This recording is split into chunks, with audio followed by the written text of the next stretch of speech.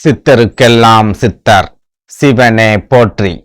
இதுவரைக்கும் நம்மளோட பதிவுகளில் 2025 மார்ச் 29ஆம் தேதி நடக்க இருக்கிற மகா சனி பயிற்சி 12 ராசிக்காரங்களுக்கும் என்ன மாதிரியான பலாபலன்களை கொடுக்கும் அப்படிங்கிறத பத்தி பார்த்துட்டு வந்தோம். இனி வரக்கூடிய பதிவுகளில் 12 ராசிகளுக்குமான ஐப்பசி மாத ராசி பலன்களை பார்க்க இருக்கிறோம். அந்த வகையில நம்மளோட இந்த பதிவுல சுக்கிர பகவான் ராசியோட அதிபதியா இருக்கக்கூடிய ரிஷப ராசிக்கு இந்த ஐப்பசி மாதத்தோட கிரக நிலைகள் என்ன மாதிரியான யோகங்களை கொடுக்கும், என்ன மாதிரியான அதிர்ஷ்டங்களை கொடுக்கும் அப்படிங்கறத பத்தியும், இந்த ஐப்பசி மாசத்துல ரிஷபராசி அன்பர்களுக்கு ஏதாவது பிரச்சனைகளும் ஆபத்துகளும் வருமா, அப்படி வந்தா அந்த பிரச்சனைகளையும் ஆபத்துகளையும் சமாளிக்கிறதுக்கு என்ன செய்யலாம் அப்படிங்கறத பத்தியும் கொஞ்சம் சுருக்கமா பார்க்க போறோம். அதனால ரிஷபராசி அன்பர்கள் இந்த வீடியோவை கொஞ்சம் கூட ஸ்கிப் பண்ணாம கடைசி வரைக்கும் முழுமையா பாருங்க. நீங்க வீடியோவை முழுமையா பார்த்தா மட்டும்தான் இந்த வீடியோல நான் என்ன சொல்லியிருக்கேன் அப்படிங்கறதே உங்களுக்கு புரியும். அப்படி புரிஞ்சுக்கிட்டு உங்க வாழ்க்கையில அதுக்கு தகுந்த மாதிரி நீங்க சின்ன சின்ன மாற்றங்களை செஞ்சுக்கிட்டா கூட உங்களுக்கு வரக்கூடிய பெரிய அளவிலான ஆபத்துக்கள்ல இருந்து உங்களால தப்பிச்சுக்க முடியும். உங்களுக்கு கிடைக்கக்கூடிய சின்ன சின்ன வாய்ப்புகளை கூட ரொம்ப சூப்பரா உங்களால பயன்படுத்திக்க முடியும். அதனால ரிஷபராசி அன்பர்கள் வீடியோவை முழுமையா பார்க்கறதுக்கு முயற்சி பண்ணுங்க. அதுக்கு முன்னாடி நம்ம சேனல் நீங்க இப்பதான் முறையா பாக்குறீங்க அப்படின்னா தயவு செஞ்சு சப்ஸ்கிரைப் பண்ணிக்கோங்க. இந்த வீடியோ உங்களுக்கு பிடிச்சிருந்தா மறக்காம அந்த லைக் பட்டனையும் தட்டி விட்டுருங்க. வீடியோ பிடிக்கல அப்படின்னாலும் டிஸ்லைக் பட்டனை தட்டி விட்டுருங்க. எத்தனை பேருக்கு நம்ம வீடியோ பிடிக்கல அப்படிங்கறதையும் நான் தெரிஞ்சுக்குவேன். ரிஷபராசிக்காரங்களை பொறுத்த வரைக்கும் இந்த ஐப்பசி மாதத்தோட கிரக நிலைகளை பார்க்கும்போது குரு பகவான் உங்களோட ஜென்ம ராசியிலேயே வக்ர குருவா உட்கார்ந்திருக்கார். செவ்வாய் பகவான் உங்க ராசிக்கு 3வது வீடான கடக ராசியில நீச்சம் பெற்ற நிலையில நீச்ச செவ்வாயா உட்கார்ந்திருப்பார். கேது பகவான் உங்க ராசிக்கு 5வது வீடான கன்னி ராசியிலையும், ராகு பகவான் உங்க ராசிக்கு 11வது வீடான மீன ராசியிலையும் உட்கார்ந்திருப்பாங்க.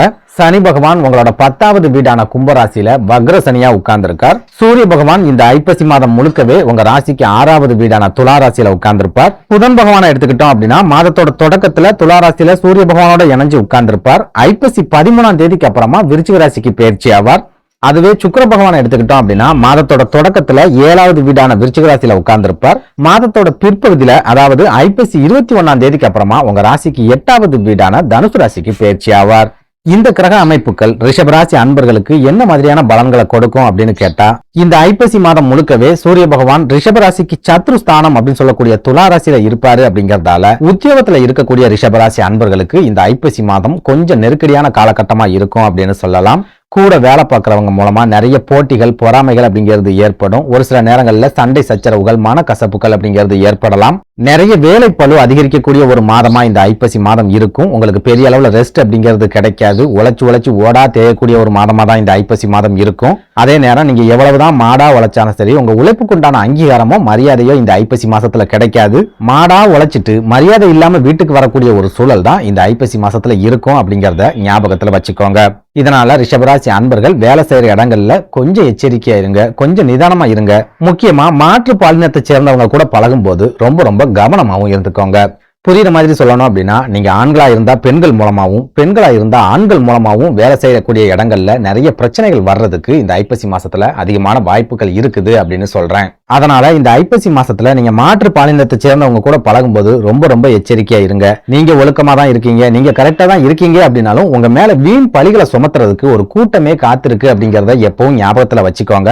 இந்த மாதிரியான வீண் பழிகள் மூலமா நீங்க வேலை இழப்புகளை சந்திக்கிறதுக்கு கூட இந்த ஐப்பசி மாசத்துல அதிகமான வாய்ப்புகள் இருக்குது அப்படிங்கறதையும் ஞாபகத்துல வச்சுக்கோங்க.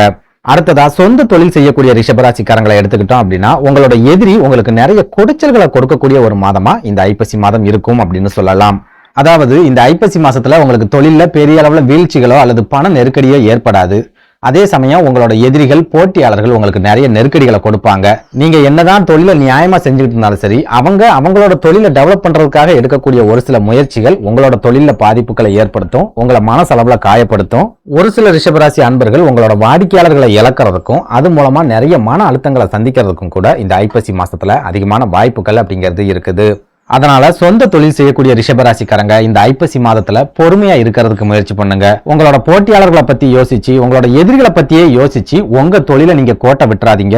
உங்களுக்கு வரக்கூடிய வருமானம் அப்படிங்கிறது எப்பவும் போல நார்மலாவே இருக்கும். வருமானத்துல எந்த பாதிப்பும் ஏற்படாது. கடவுள் உங்களுக்குன்னு அளந்தபடி இந்த மாதத்துல எந்த குறையும் இல்லாம உங்களுக்கு சிறப்பாவே கிடைக்கும். அதனால எதிரிகளை நினைச்சும் போட்டியாளர்களை நினைச்சும் நீங்க கவலைப்பட்டு உங்களோட தொழில நீங்க கோட்டை விட்டுறாதீங்க அப்படின்னு சொல்லுவேன்.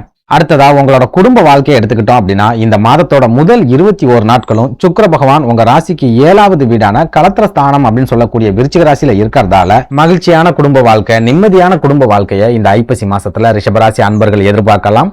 பெரிய அளவுல குடும்ப வாழ்க்கையில பிரச்சனைகளோ சண்டை சச்சரவுகளோ இந்த ஐப்பசி மாசத்துல இருக்காது. கணவன் மனைவிக்கிடையே ஏற்கனவே சண்டை சச்சரவுகள் மனக்கசப்புகள் இருக்குது அப்படின்னாலும் அந்த மாதிரியான பிரச்சனைகள் கூட இந்த ஐப்பசி மாசத்துல முழுமையா முடிவுக்கு வரும் அப்படின்னு சொல்லலாம். அதே போல களத்திர ஸ்தானத்துல இருக்கிற சுக்கிர பகவான் ஜாதகருக்கு திருமண யோகத்தையும் ஏற்படுத்தி கொடுப்பார் அப்படிங்கறதால உங்களோட திருமணம் சம்பந்தமான பேச்சுவார்த்தைகளை நீங்க ஏற்கனவே நடத்திக்கிட்டு இருக்கீங்க அப்படின்னா இந்த ஐப்பசி மாசத்துல அந்த மாதிரியான பேச்சுவார்த்தைகள்ல நல்ல விதமான முன்னேற்றங்கள் அப்படிங்கிறது தெரிய ஆரம்பிக்கும்.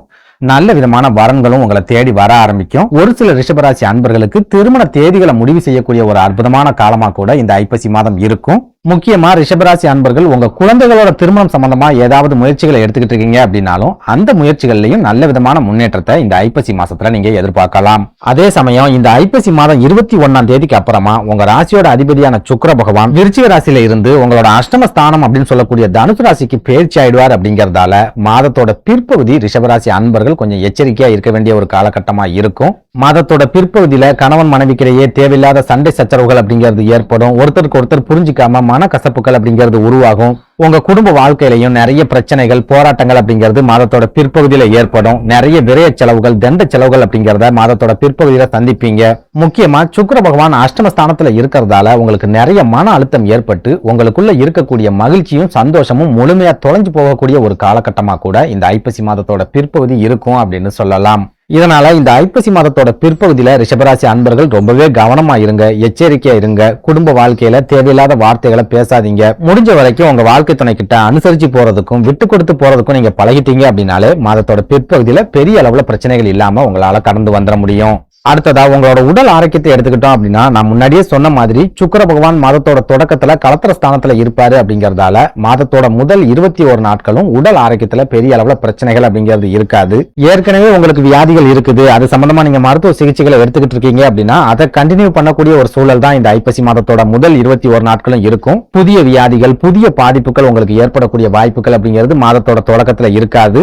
அதே சமயம் மாதத்தோட பிற்பகுதியை எடுத்துக்கிட்டோம் அப்படின்னா உங்களுக்கு இருக்கக்கூடிய வியாதிகளோட வீரியம் அப்படிங்கிறது 2 மடங்கா அதிகரிக்கும். சின்ன தலைவலியாவே இருந்தாலும் சரி அந்த தலைவலி உங்களுக்கு ரொம்ப பெரிய அளவுல குடைச்சல்களை கொடுக்கும், தாங்க முடியாத அளவுக்கு வேதனைகளை கொடுக்கும். ஒரு சில ரிஷபராசி அன்பர்கள் மரண பயத்தையும் பதற்றத்தையும் சந்திக்கிறதுக்கு கூட இந்த ஐப்பசி மாதத்தோட பிற்பகுதியில அதிகமான வாய்ப்புகள் அப்படிங்கிறது இருக்குது. இதனால ரிஷபராசி அன்பர்கள் மாதத்தோட பிற்பகுதியில கொஞ்சம் உடல் ஆரோக்கியத்துல அதிகபட்ச கவனத்தை செலுத்திட்டு வாங்க. சின்ன சின்ன வியாதிகளா இருக்கு, சின்ன சின்ன பிரச்சனைகள் தான் இருக்குது அப்படின்னு நினைச்சு கேர்லெஸ்ஸா இருக்காதீங்க. சின்னதா முள்ளு குத்துனா கூட பாம்பு கடிச்ச மாதிரி வேதனையை கொடுக்கக்கூடிய ஒரு கிரக அமைப்பு ஐப்பசி மாசத்தோட பிற்பகுதியில இருக்கு அப்படிங்கறதால சின்ன சின்ன உடல் ஆரோக்கிய பாதிப்புகளா இருந்தாலும் சரி சரியான சிகிச்சைகளை எடுத்துக்கிறதுக்கு முயற்சி பண்ணுங்க.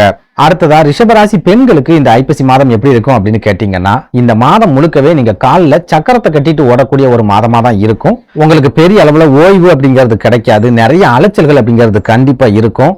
இந்த அலைச்சல்கள் மூலமாவே ஒரு சில உடல் ஆரோக்கிய பாதிப்புகளும் மாதத்தோட பிற்பகுதியில உங்களுக்கு கண்டிப்பா ஏற்படும் அப்படின்னு சொல்லுவேன். புரியுற மாதிரி சொல்லணும் அப்படின்னா இந்த ஐப்பசி மாதத்தோட தொடக்கத்துல நீங்க ரொம்பவே சுறுசுறுப்பா இருப்பீங்க, ஆக்டிவா இருப்பீங்க, எல்லா வேலைகளையும் இழுத்து போட்டு செஞ்சுக்கிட்டு இருப்பீங்க. ஆனா மாதத்தோட பிற்பகுதியை எடுத்துக்கிட்டோம் அப்படின்னா உங்ககிட்ட இருக்கிற சுறுசுறுப்பு முழுமையா உங்களை விட்டு விலகி ஓடிடும். ஒரு சில உடல் ஆரோக்கிய பாதிப்புகளை நீங்க சந்திக்கக்கூடிய ஒரு காலகட்டமாவே இந்த ஐப்பசி மாதத்தோட பிற்பகுதி இருக்கும் அப்படின்னு சொல்லுவேன். நன்றி, வணக்கம்.